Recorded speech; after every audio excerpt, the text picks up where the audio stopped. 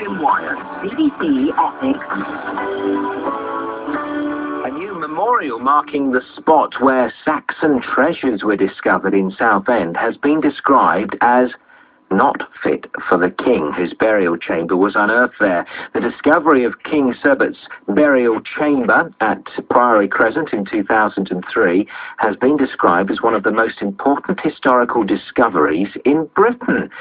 Southend Council has marked the area with a mound decorated with stones and topped it with a plaque after protesters left the site they'd been occupying to stop a road being built across it. But history lovers belonging to the group Saxon King in Priory Park say the memorial doesn't do the Saxon King justice.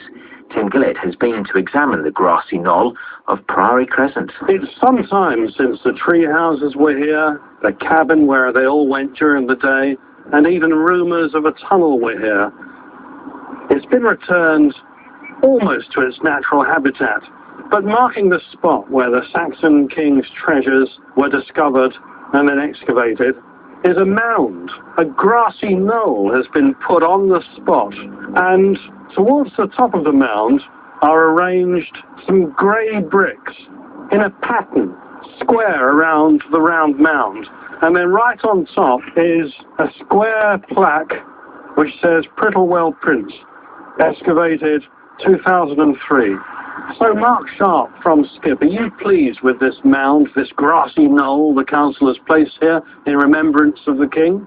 Well, to be perfectly honest with you, when they started work on this site, we were actually delighted. They were actually going to mark the site. However, the light has turned to utter disillusionment. What they've done is produced this mound with a plaque which is placed right on the top, facing the sky. People walk around here, they don't even know the plaque's on there. And worse than that, if people discover there's a plaque on there, they're going to be walking up the side of this mound. In winter time, when it's raining, the mound is going to erode.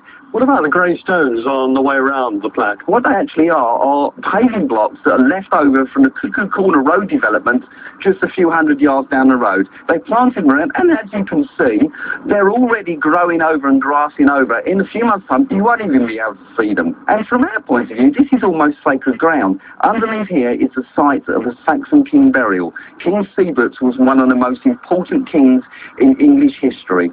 He is one of the first Christian kings. He's the man who built the first St. Paul's. He's the man that founded Westminster Abbey. And this is his burial site. And it's just not right for people to be walking up here to see a plaque which is on the top, has no explanation on it, and is facing the sky. What would you have liked? What would be a proper commemoration of the king? Well, we feel that a mound there is fine. A mound is a good idea. There would have been a mound here originally, but we think the mound should be surrounded by a fence to prevent people walking up of it, and there should be an explanatory plaque where you have a diagram of the gravesite and a full explanation of exactly what was found here and how it was discovered.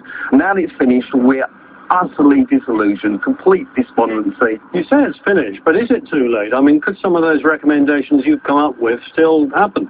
Of course they could. There's plenty of scope. They could put a fence around it. They could remove that horrible plaque from the top, put a fence around it, put proper explanatory on it.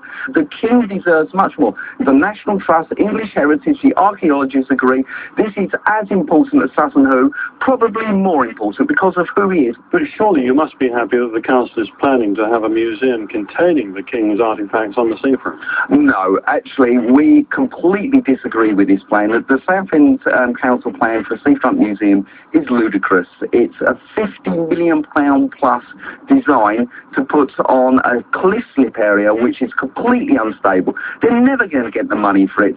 But it's not even a museum. It's a commercial centre. It's a 200-seat restaurant. It's a cinema. It's a conference centre. The king's remains and the museum are an afterthought. They're just the excuse to try and get the money. We actually plan a museum just over the road in Priory Park, which is a sixth of the price of what the council are looking at. And it's a recreation of a Saxon Great Hall as a museum with a Saxon village surrounding it, which is an educational centre. It's interactive.